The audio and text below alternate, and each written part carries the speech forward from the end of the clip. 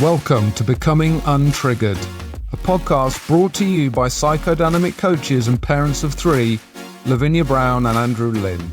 Together we normalise and unpack common challenges faced by couples and parents, explore how these could be symptoms of unprocessed trauma, and support you with the tried and tested tools for you to show up as the mum or dad, partner, and person you deserve to be. Welcome to Becoming Untriggered podcast. Today we're looking at betrayal, what it is, how it feels, how you can process it, move beyond it, but also where it comes up, different areas of your life, perhaps within your family dynamic or your romantic partnership, maybe even in business or a wider kind of social context in terms of the government or an institution. Betrayal, for me, is a feeling that is yours. You can't feel betrayed unless there's a part of you that has been let down, which essentially, and I know we're going to go into this in a bit more detail further on, you have to have given that part away. You have to have trusted in someone else or something else in order for that betrayal to take place.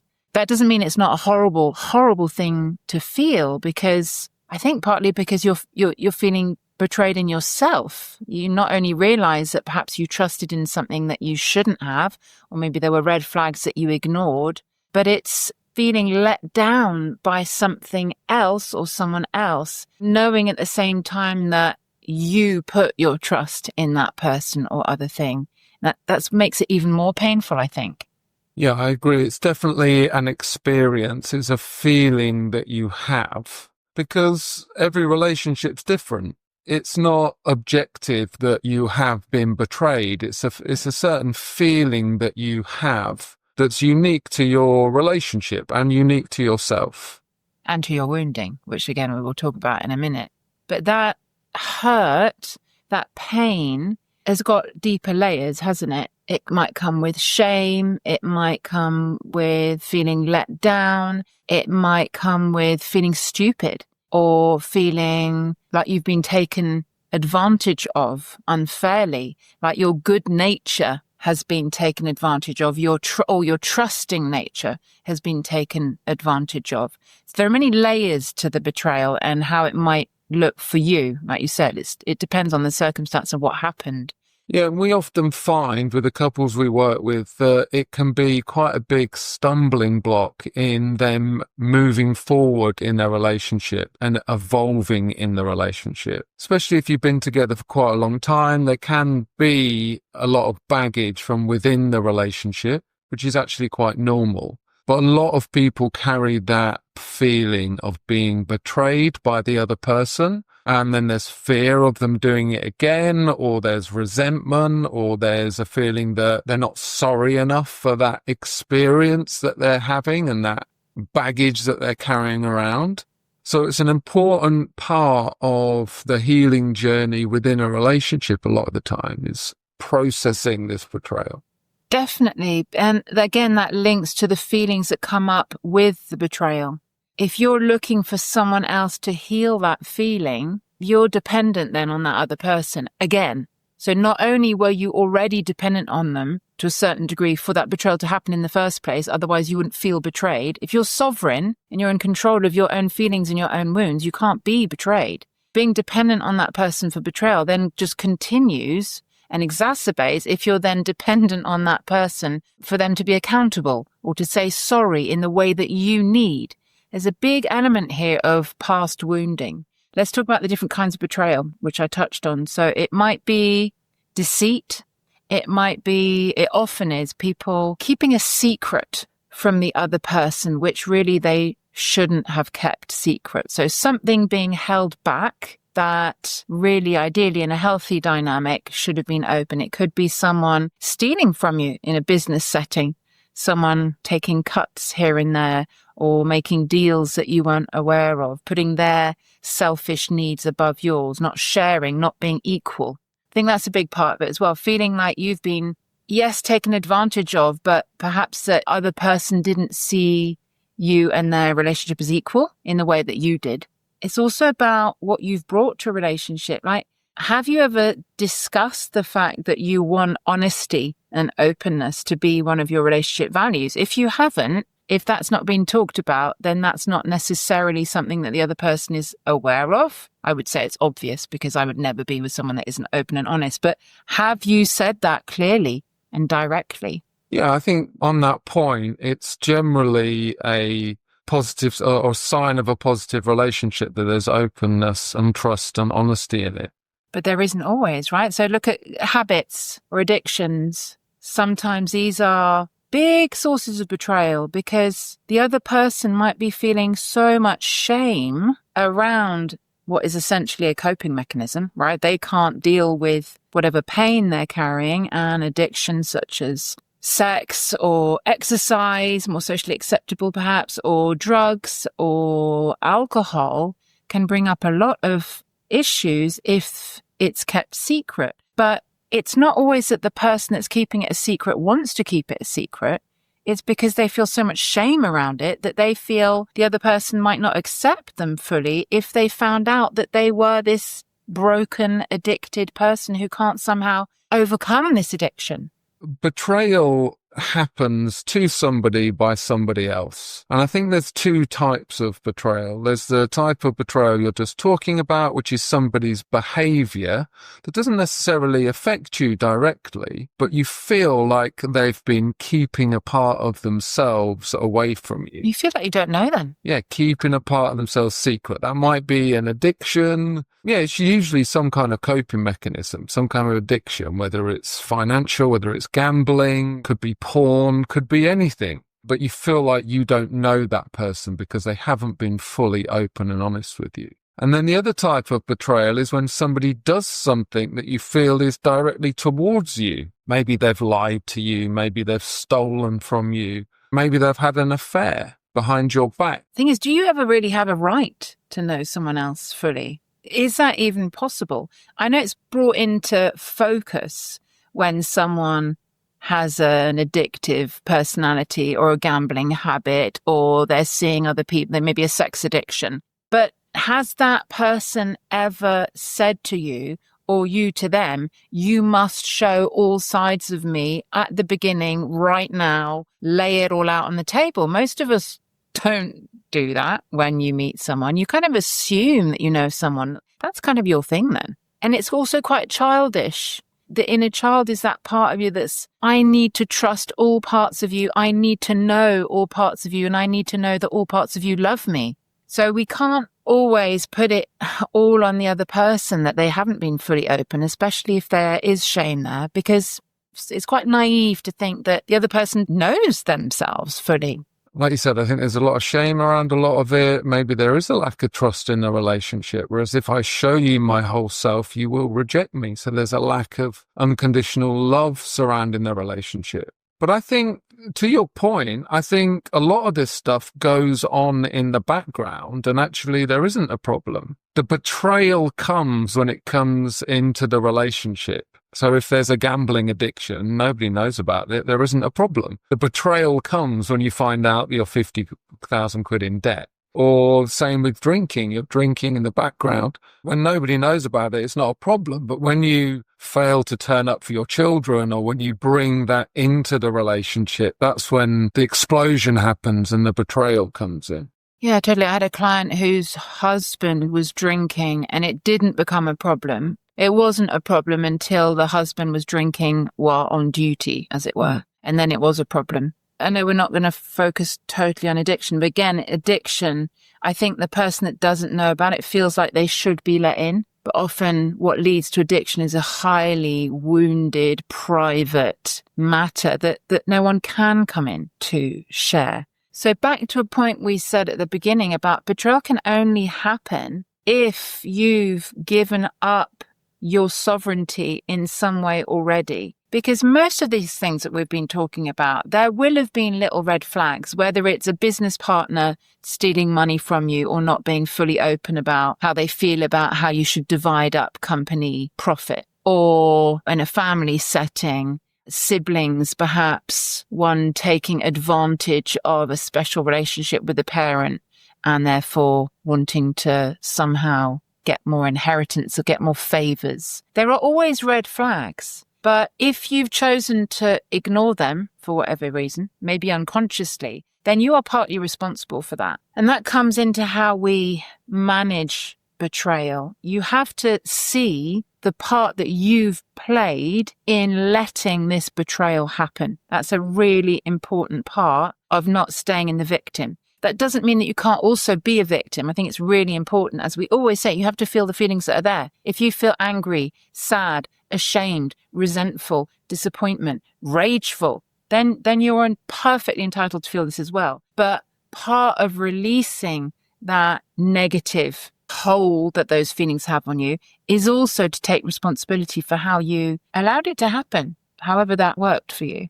There's always red flags. On a deeper level, all of these things come up because they are part of our baggage, part of our story, part of why we are attracted to that person that's got that within them on an unconscious level as well. It's very helpful to take responsibility. And on the victim front, not necessarily see yourself as a victim, but see that part of you that was attracted to that person as the victim. Because it's always going to be rooted in past. It's always going to be rooted in a child, that person that betrayed you, that person that lied to you, that person that didn't see you. I think not always, actually. I think it can also not be about your past. It can be about you wanting an easier life, for example, in terms of values. Your values may not be the same as the person who betrayed you. Maybe money and benefits are more important to them than they are to you. So you've turned a blind eye to that going on because it's just not that important, or you're not going to run your life around that value. Maybe your happiness or your sense of inner peace or whatever it was, that's more important to you at the time. That's not necessarily about the past, but that's also equally valid. If you turned a blind eye, you turned a blind eye because you chose to put more emphasis on a certain value. And that's okay. But then there are consequences. There are consequences, but you're less likely to be betrayed and you're less likely to feel betrayed if that's not that important to you. I guess I'm talking personally here. I felt very betrayed, even though I chose to focus on another area of my life. It didn't make the betrayal any less painful. But going back to how to manage it, me taking responsibility and really owning that my values are such and such, not financial, helped me get over it. But going back to your childhood attraction, yes, 100%. Betrayal is something that comes up in a relationship, but it's part of a bigger picture. It's part of your bond in a relationship. It's also part of your trauma bond in a relationship. If you get with somebody who's got this other part of their personality that they don't feel comfortable to show you, if you are in a relationship with anybody, not just a person that's got trauma and coping mechanisms, then you're going to have the matching version of that. You don't get into relationship with somebody with trauma if you don't have it. And often we're attracted to these people because they are in some way a mirror to our own unconscious trauma. Well, it essentially comes down to the betrayal of your parents. If your parents didn't meet your needs in the way that you needed them to, if they didn't show you unconditional love, that is a form of betrayal. If you've experienced that and you haven't yet healed it, in other words, you haven't filled that gap with the love from your inner parent, then you're going to naturally seek to heal that wound in someone else who's basically representing your parents, right? You're going to want them to fill that gap for you, but they may not be capable of that. And it's very likely that you've picked someone who has the same issues as your parents, and therefore you're going to get hurt in the same way all over again. Yeah, think about the emotions that come up when you perceive that you've been betrayed.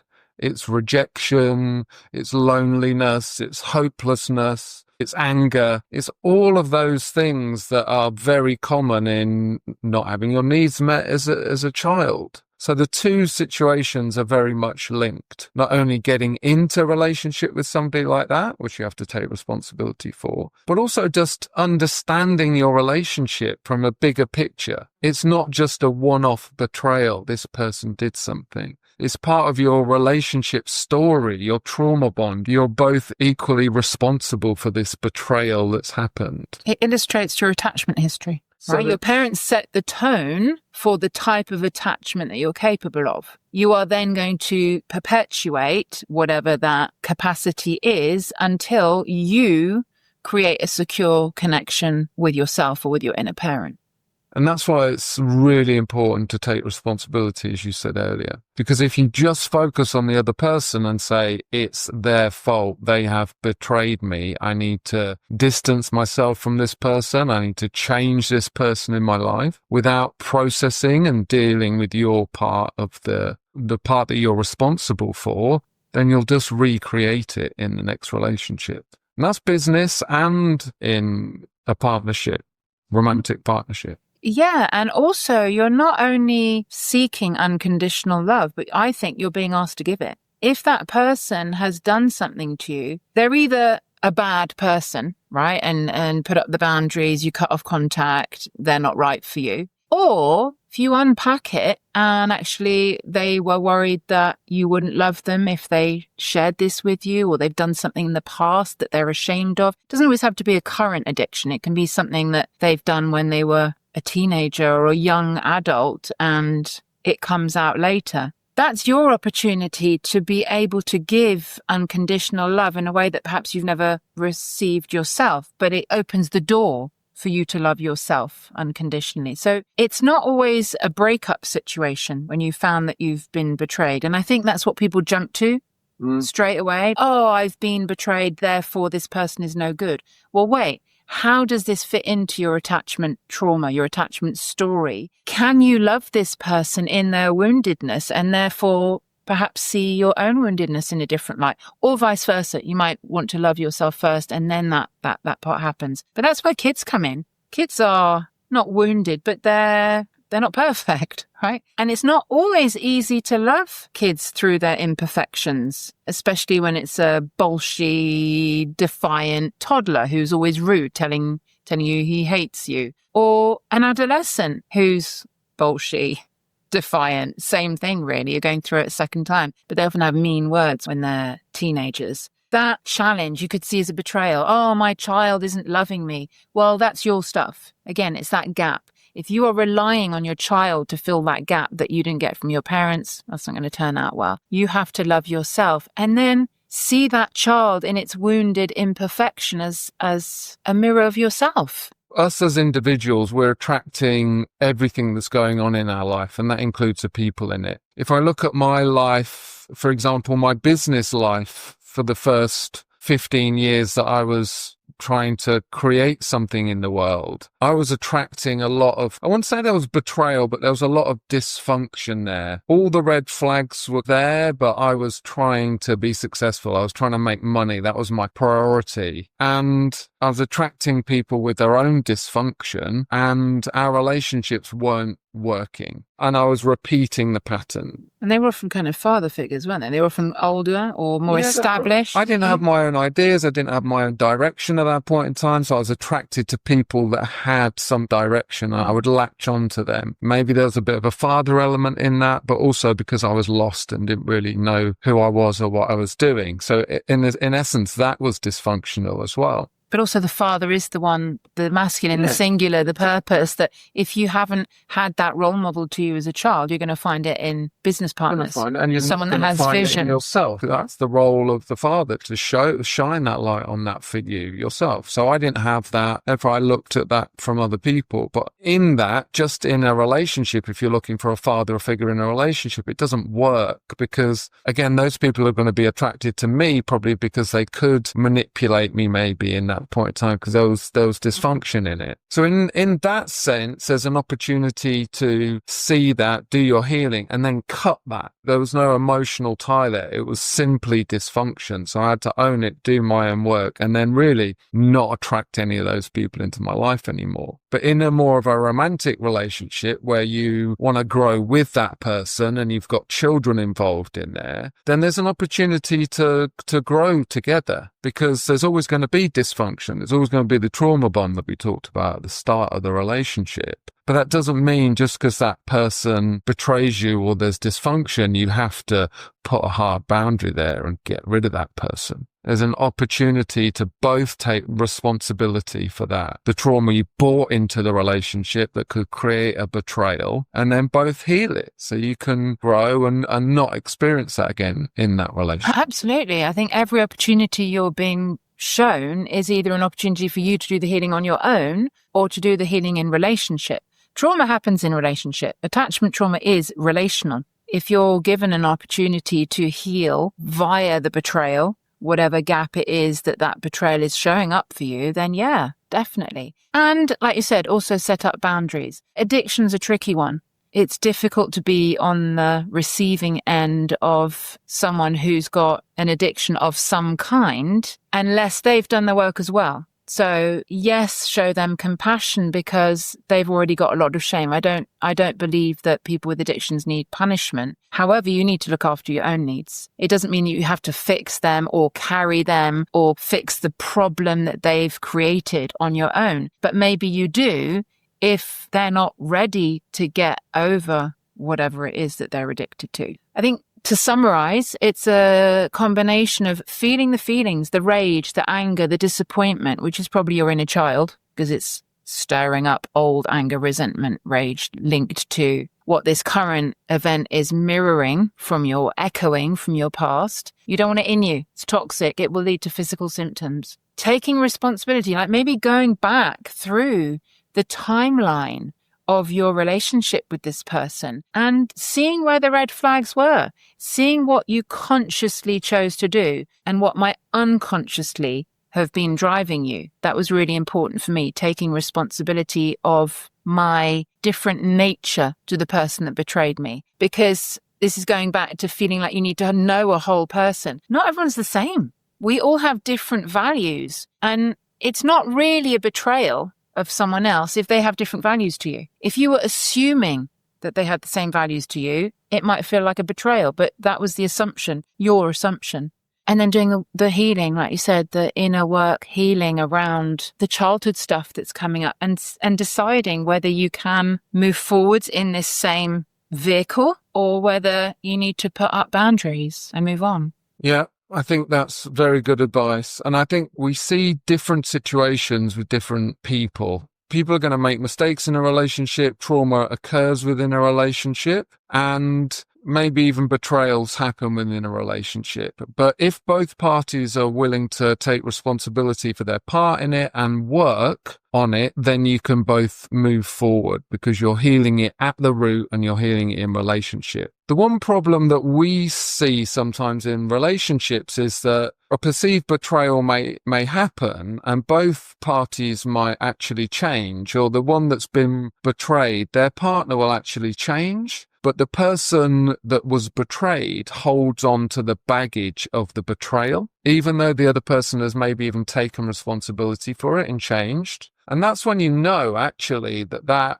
baggage of the betrayal hasn't got anything to do with that person. Because if it was, you could have maybe forgiven them or shown self-compassion or moved through it. But if you're still holding on to the betrayal from the past, that's when you know it's linked to inner child. That's when you know it's your baggage, because it can't be healed in relationship. It needs to be healed at the root. And I always say that's one of the ways that you know that there's a trigger there. What does a trigger do? A trigger is a pointer to something in the past that hasn't yet been processed, a wound. Number one, you have a disproportionate reaction. You act from your inner child or inner teenager. It's visceral, it's out of control. But number two, you can't let go of something. Either that's because it's going round and round in your head, you keep having the same conversation with yourself, or because it's stuck in your body. You feel that stone of resentment just eating away. You can't let go of it. That shows you there's a wound. Yes, it's not about the person in front of you. And you want to ask yourself, why can't you let go of it? What is it about your identity that is somehow feeling, I've got clients who feel protected by their anger. It's almost like a shield against vulnerability. If they're angry, they can't get hurt. I've got another one that came up last week. She said, I have a right to be angry. I have a right to feel my anger. Yes, you do.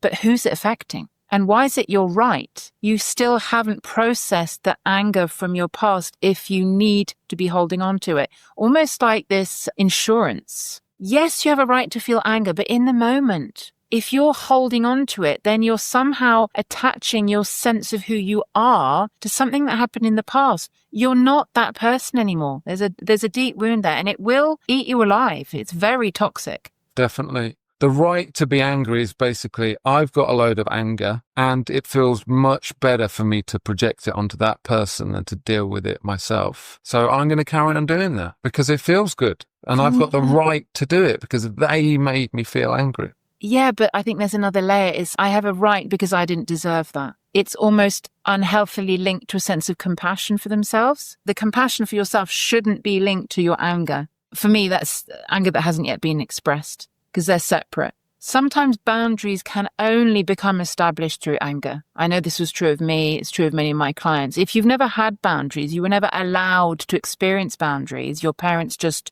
did everything for you, expected you to come along for the ride, not really paying any attention to your needs. Then that first boundary is built with the energy that comes from that first outburst of anger. However, anger can't then become the buttresses that keep up those boundaries. Once that boundary is established and you've got a little bit used to having a boundary, you have to let go of the anger that built that boundary. If it's still going hand in hand with your compassion for yourself or your protection, then it's unnecessary. It's just eating you up. I think the best thing about taking responsibility for a betrayal and processing it is that then you have the freedom to set the boundary or cut the relationship. Because a lot of people that don't take responsibility, they're still in it, in the relationship, unhappy in the relationship with the betrayal, expecting that other person to make them feel better. Whereas if you deal with it at the root, you heal it, and the person hasn't dealt with their side of it, and you just no longer accept that in your reality anymore. That's when a firm boundary comes down.